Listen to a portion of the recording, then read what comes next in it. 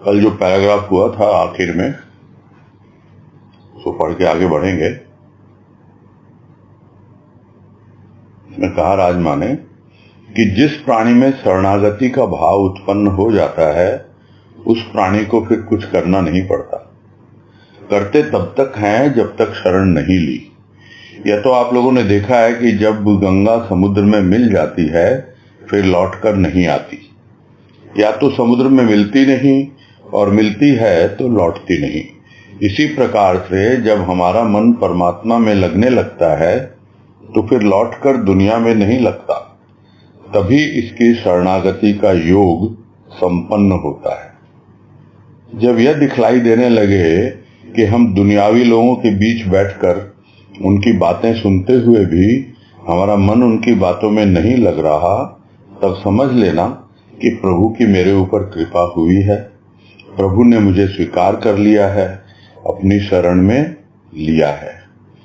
जिस समय दुनिया के अनेक पदार्थ हमें प्रलोभन दें, फिर भी हम दुनिया के प्रलोभनों के वश में न आएं, उस समय भी यह विचार मत करना कि हमने अपने को जीत लिया है। यह विचार करना कि हमारे ऊपर गुरु की कृपा हुई है। लालच तभी जीता जा सकता है जब भगवान हमारे ऊपर कृपा करें। और बहुत ही स्पष्ट रूप से लिखा है यहाँ पर, तो कल भी बात हुई थी कि यह लिपिबद्ध किया हुआ प्रवचन प्रतीत होता है।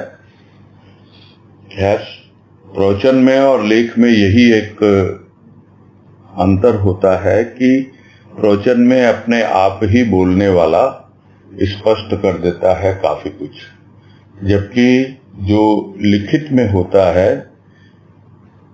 वो थोड़ा विश्लेषण की आवश्यकता उसमें प्रतीत होती है,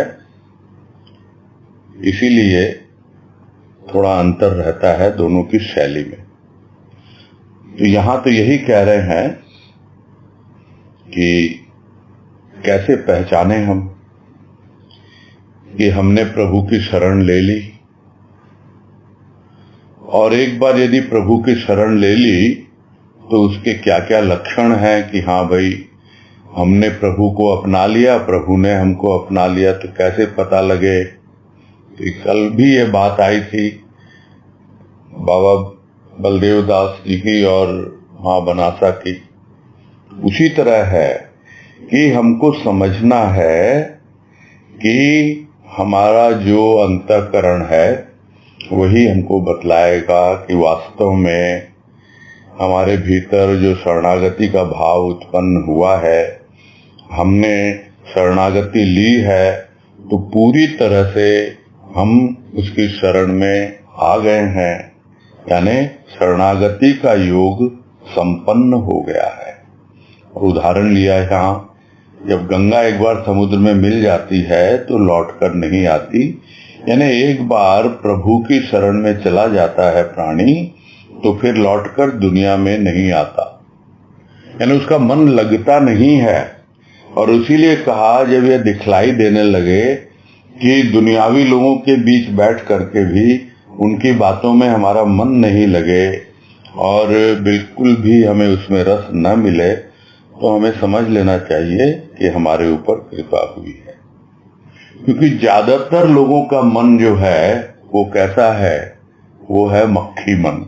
जो 4 प्रकार के मन बतलाए हैं गुरुदेव ने अपनी वाणी में, कि एक तो गधा मन होता है, दूसरा मक्खी मन होता है, तीसरा भंवरा मन होता है, और चौथा मेढक मन होता है। ये सब बातें हम लोग बहुत बार कर चुके हैं। मक्खी मन जो होता है वो गंदगी पे भी उतना ही रस लेता है और मिठाई पर भी उतना ही रस लेता है जैसे मक्खी लेती है, यानी दुनियादारी में भी उसी तरह और भगवान की भक्ति में, उसकी चर्चा में, दोनों में उसी तरह रस लेता है, वो मक्खी मन कहलाता है। गधा मन तो जो कुछ भी उससे लादा जाता है, उसके ऊपर थोपा जाता है, कुछ भी कहें या वो अपने ऊपर थोप लेता है, फिर उसको भी वो गिरा देता है, मटिया मेट कर देता है, मिट्टी में गिरा देता है और गंदा कर देता है। कितनी अच्छी अच्छी बातें सुन ले, लेकिन उसको भी वो ग्रहण नहीं कर पाता, गिरा देता है, अंदर नहीं जाती उसके। और जबकि भंवरा मन जो होता है वो रसपान करता है, यानी बस उसे अब प्रभु की बातों में ही, भक्ति में ही, उसी की चर्चा में ही रस मिलता है। और मेढक मन जो होता है वो तो संतों का होता है, जो बाबा ने भी बहुत जगह कहा कि मैं तो मेढक के समान हूं, आनंद सागर में गोते लगाता रहता हूं, बस थोड़ा सा किनारे पे आकर के देख लेता हूं क्या चल रहा है इस जमीन पर, दुनिया में, फिर वापस अपना अंदर। ये होता है मेढक मन, जो अपना इतना अंतर्मुखी होता है, अपने भीतर ही भीतर रसपान करता रहता है। तो पहचानना है कि यदि मन लगे ना दुनिया की बातों में, इसका मतलब अब ये भंवरा मन बनने लग गया। नहीं तो मक्खी मन रहता है, यहां भी रस मिलता है, वहां भी रस मिलता है। तो जब मन दुनिया की बातों में नहीं लग रहा तो समझ लेना कि प्रभु की मेरे ऊपर कृपा हुई है, प्रभु ने मुझे स्वीकार कर लिया है, अपनी शरण में ले लिया है। और उसी प्रकार उसके पहले क्या होता था, दुनिया की चीजें, वस्तुएं देखते थे, अनेक पदार्थ, धन दौलत, रुपया पैसा, और उसमें इतना प्रलोभन आ जाता था, मन में लालच आ जाता था, किंतु अब उसके वश में नहीं आ रहा है हमारा मन। हमारा मन यदि किसी के वश में आ रहा है तो वह अपने प्रभु के वश में। तो वो प्रलोभन के वश में अगर नहीं आए तो भी हमको समझना चाहिए कि हाँ भाई, हम सही दिशा में जा रहे हैं, किंतु यह नहीं सोचना चाहिए कि हमने अपने मन को जीत लिया है, यानी मन अब हमारे हिसाब से चलेगा। ये तो कृपा हुई है सदगुरु की, और तभी हो सकता है यह संभव। जब तक सदगुरु भगवान की कृपा न हो हमारे ऊपर, तब तक हम मन के ऊपर विजय प्राप्त नहीं कर सकते। आज कह रहे हैं, कहा गया है कि मनुष्य का मन, यह नहीं कहा जाता मन का मनुष्य। जो मन का आदमी होता है उसे हम कह देते हैं कि वह तो मनमौजी है, किंतु क्या होना चाहिए? आदमी का अपने मन पर शासन होना चाहिए। हमारे जीवन की रानी कौन है? हमारे जीवन की रानी हमारी जीवात्मा है, और हमारा मन मंत्री है। मंत्री क्या होता है? उसे जो रानी की आज्ञा हो वैसा ही कार्य करना होता है, किंतु हमारे शासन में क्या हो रहा है? जैसा मंत्री कहता है वैसा रानी को चलना पड़ता है। जब ऐसा होता है तब मंत्री हमें अंधेरे की गर्त में गिराता जाता है। जब हमारी आत्मा का हमारे ऊपर शासन खत्म हो तो हम कहाँ जाएंगे? अंधेरे में ही जाएंगे। अगर किसी को शासन करने की आदत पड़ जाए तो क्या वह अपना शासन छोड़ता है? नहीं छोड़ता ना। ऐसे ही मन को हमारे ऊपर शासन करने की आदत पड़ गई है, वह हमारे ऊपर से शासन छोड़ना नहीं चाहता। जब मन को पता लगता है कि इसे परमात्मा का द्वार मिल गया है, अब मुझे इसकी आज्ञा के अनुसार चलना पड़ेगा, तो मन बार बार विक्षेप डालने लगता है। मन के विक्षेप डालने से क्या हमें हार मान लेनी चाहिए? नहीं। आप सावधान होकर इसके विक्षेप को सहन करके, चाहे कोशिश से जाना पड़े या बल से जाना पड़े, बार बार अपने मन को परमात्मा की शरण में ले जाओ। तब तुम्हें तुम्हारा खोया हुआ राज्य, तुम्हारा खोया हुआ स्वरूप प्राप्त हो जाएगा। तो कहा तो यही जाता है कि मनुष्य का मन है, यह नहीं कहा जाता कि मन का मनुष्य है। यानी जो मन के चलाए चल रहा है वो मन का मनुष्य कहलाएगा। ऐसे को तो हम यही कह देते हैं कि मन मौजी है। और मनुष्य का मन कहा जाता है, तो क्या वो मन उस मनुष्य के अधीन है, उसके कंट्रोल में है? कंट्रोल में होना चाहिए ना। प्रत्येक प्राणी का अपने मन पर शासन होना चाहिए, और वो प्राणी कौन? यानी उसकी जीवात्मा। और वो जीवात्मा जो है वही शासन करेगी इस मन पर। तो वो जो जीवन की रानी जीवात्मा है, और मन क्या है? मन है मंत्री। तो मंत्री को तो रानी की आज्ञा का पालन करना है, करना चाहिए। वैसा ही होता है, मंत्री होता वही है जो रानी की आज्ञा का पालन करे, जैसा रानी कहे वैसा ही कार्य करे। यानी जैसा हमारी जीवात्मा मन को इंस्ट्रक्शन दे, जो भी उसे आदेश दे, उसके अनुसार वो कार्य करे। किंतु क्या ऐसा हो रहा है? यहां तो उल्टा हो रहा है कि जैसा मंत्री कहता है उसके अनुसार रानी को चलना पड़ता है। यानी मन के चलाए चल रहा है प्राणी। वो मन का मनुष्य है, वो मनमौजी है, इसके अलावा कुछ नहीं है। तो क्या करेगा ऐसा मन जो मंत्री बन के बैठा है? वो तो अंधेरे में ही गिराता जाएगा, क्योंकि ऐसा मन अंधकार में होता है। जो प्रकाश आना चाहिए अपने अंतरात्मा से, जीवात्मा से, वो प्रकाश उसको तो ढक दिया गया है या उससे विमुख हो गया है मन, तो अंधेरा ही अंधेरा है। तो अंधेरे में ही गिराता चला जाएगा, गर्त यानी गड्ढे में, पूरी तरह गड्ढे में गिरा देता है। तो कहां जाएंगे फिर हम ऐसे में? मानी बात है, अंधेरे में ही जाएंगे। क्यों? क्योंकि हमारी जीवात्मा का शासन है नहीं हमारे ऊपर, वो तो खत्म हो गया। मन ने अपना साम्राज्य स्थापित कर लिया। कहने मात्र को वो रानी बन के बैठी है जीवात्मा, किंतु सब कुछ कंट्रोल में किसके है? सब कंट्रोल में है इस मन के। इसीलिए अंधेरे में जीता है प्राणी, अंधेरे में ही चला जाता है। तो इसकी वजह क्या है? इसकी वजह यह है कि जिसको शासन करने की आदत पड़ जाती है वो आसानी से अपना शासन छोड़ता है क्या? नहीं छोड़ता है। तो नहीं छोड़ता। क्यों नहीं छोड़ता? क्योंकि मन को शासन करने की आदत पड़ गई है। और जब शासन करने की आदत पड़ गई है, इसलिए अगर हमारी जीवात्मा रानी कहे नहीं मैं हूं रानी, मैं हूं इसकी शासक, तू साइड में हो जा, मेरे अनुसार चल, लेकिन वो चलने नहीं देता है।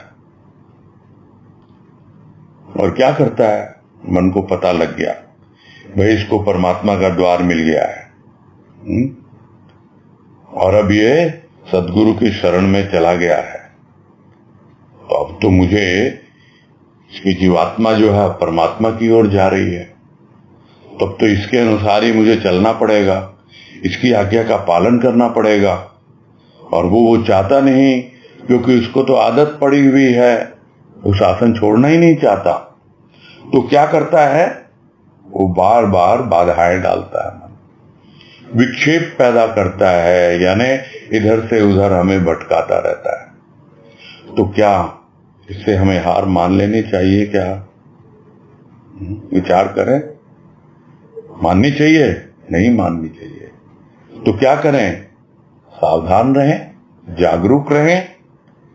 ठीक है, दिख रहा है ये इधर उधर भटकाने की कोशिश कर रहा है, तो उसको थोड़ा सहन करना है, मन को समझाना है, मन को समझना है, थोड़ी कोशिश करनी होती है, कोशिश करनी पड़ती है। किंतु बहुत बार मन फिर भी नहीं मानता, तो थोड़ा बलपूर्वक उसे समझाना पड़ता है। या जिस तरह होता है बहुत बार कि बच्चा जो है वो अपनी मनमानी करता है, तो माता पिता को थोड़ा कठोर होना पड़ता है उसके साथ।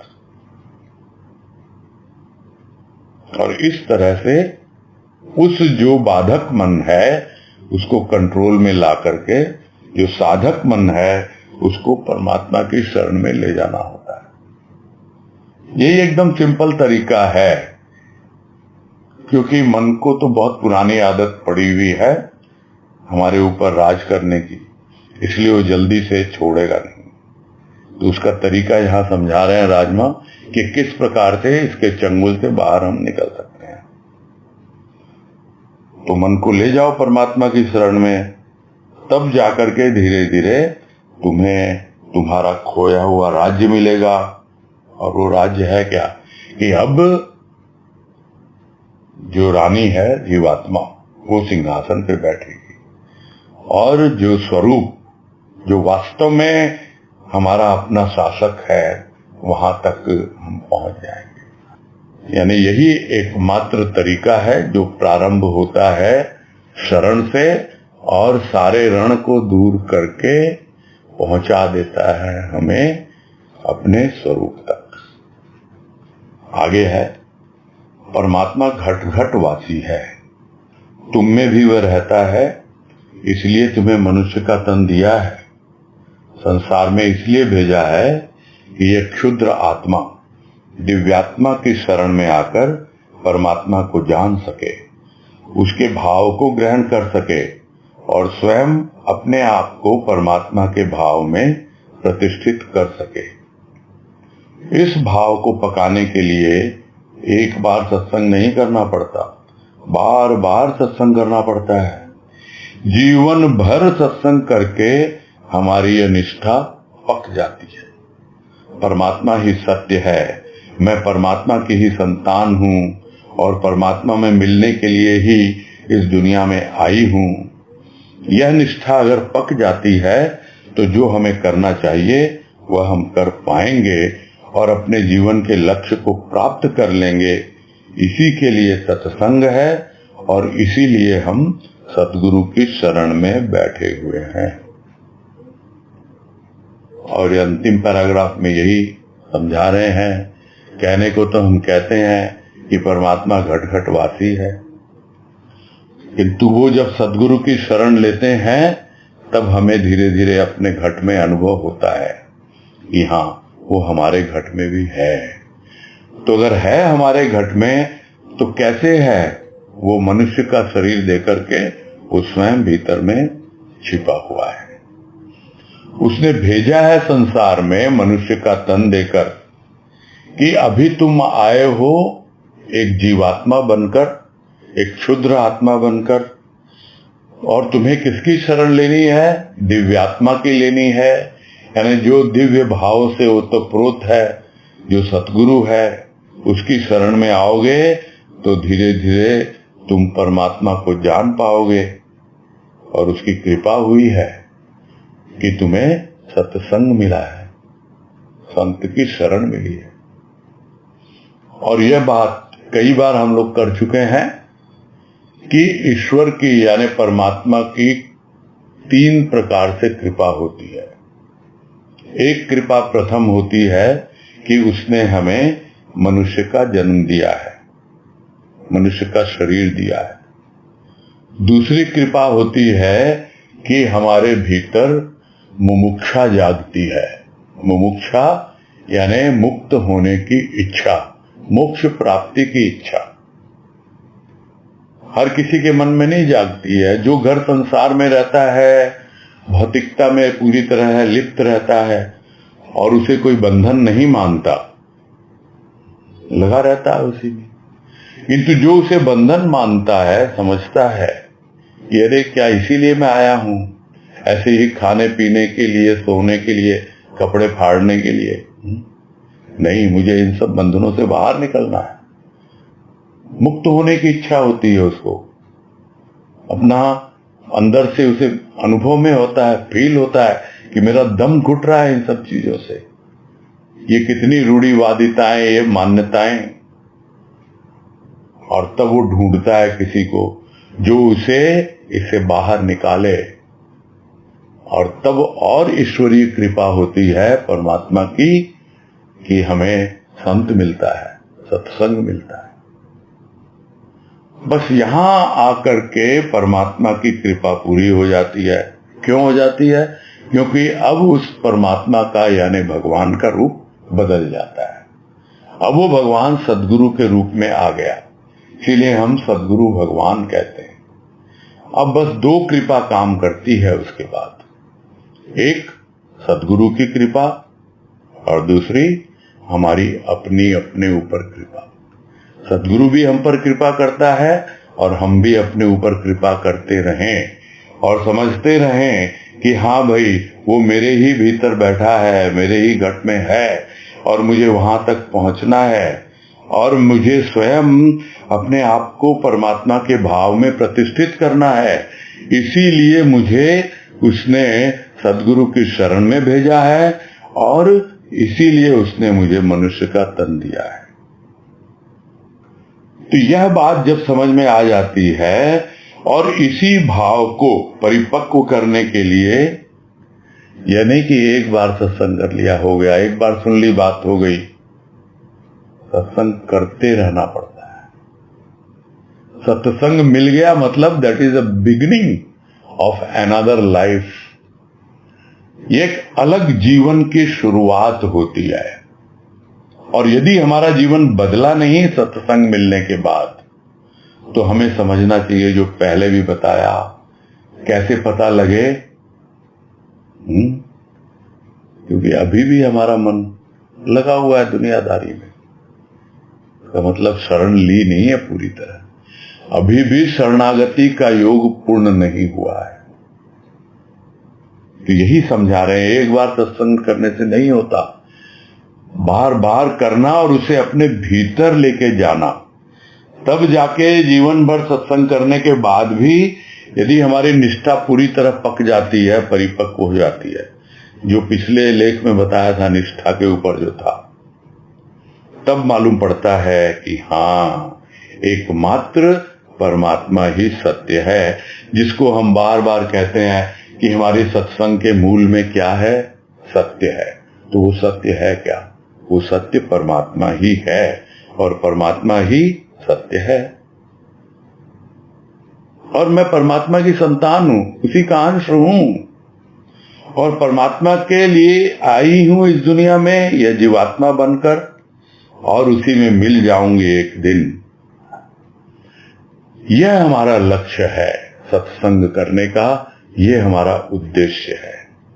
और इस तरह यह जो निष्ठा आती जाती है, श्रद्धा और विश्वास मिलकर के जो निष्ठा का रूप बनता है, पूरी तरह परिपक्व होने लगती है, तब हमें जो कुछ भी करना है अपने लक्ष्य को प्राप्त करने के लिए, हम बढ़ते रहते हैं।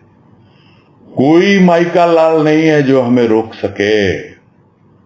इतना भीतर में कॉन्फिडेंस आ जाता है, इतना अपने इष्ट पर और अपने आप पर विश्वास हो जाता है कि कोई संदेह ही नहीं रहता कि मैं अपने लक्ष्य तक पहुंचूंगा कि नहीं पहुंचूंगा। अरे यह देह मिली है, अब संदेह की कोई गुंजाइश नहीं है। गुरुदेव ने कहा भी है वाणी में, देह तो संदेह है, यदि स्थूल के भाव में रहेगा, देह के भाव में रहेगा तो संदेह बना रहेगा। अब तो भाव आ गया निष्ठा का, भीतरी भाव, आंतरिक यात्रा, बस यही लक्ष्य, और लक्ष्य को प्राप्त कर लेंगे। और इसी के लिए सत्संग मिला है हमको, और इसीलिए हम सद्गुरु के शरण में बैठे हुए हैं। कोई और उद्देश्य है ही नहीं हमारे लिए, कोई और लक्ष्य है ही नहीं हमारे सामने। और यह बात अंतिम लाइन इतनी अच्छे ढंग से राजमा ने लिखी है, कही है, कि बिल्कुल हमें क्लियर हो जाना चाहिए अपने माइंड में कि हाँ यही हमारा उद्देश्य है, इस सत्संग में आने का और सद्गुरु की शरण लेने का। तो इसके साथ ये तो संपूर्ण होता है संत की शरण, प्रेम और निष्ठा जिसका शीर्षक है।